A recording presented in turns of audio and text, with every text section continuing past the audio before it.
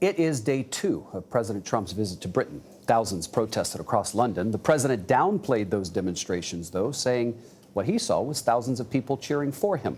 And in a switch, Mr. Trump had kind words for the outgoing prime minister. Ben Tracy is traveling with the president.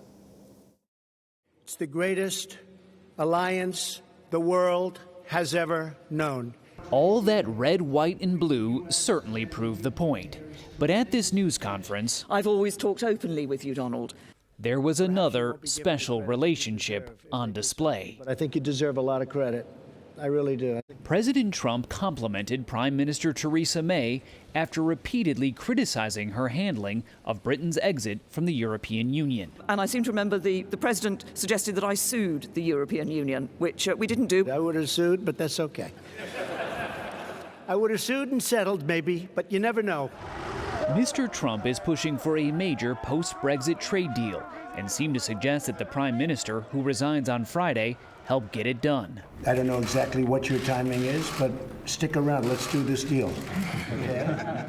The president is clearly enjoying his visit to London, calling the Queen and the royal family fantastic. The president brought his own family, all 4 of his adult children, along on the trip. But he's also trying to ignore the locals who aren't so happy to see him. It was a very, very small group of people put in for political reasons, so it was fake news. But as the president's motorcade drove to Downing Street, he may have seen this, a blimp depicting him as an angry baby. My colleague, Roxana Saberi, was with the protesters. Several thousand protesters were in the streets, far fewer than on the president's previous visit last summer, but still passionate. I disagree with Trump's views on immigration. I basically disagree with everything that he stands for. So does Philadelphia native Don Lessem, who commissioned this robot of President Trump tweeting and talking You are fake news. on a toilet. What would you say to those who would call this distasteful or offensive to the president? The president is distasteful and offensive. This is a guy who insults everybody.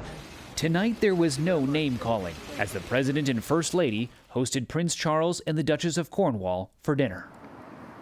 Now the president heads down the coast tomorrow for a D-Day anniversary ceremony. He'll also meet with some American veterans there. The Queen will be there as well. That's where she'll say goodbye to the president as he heads to his golf club in Ireland. David? Ben Tracy in London tonight. Thank you, Ben.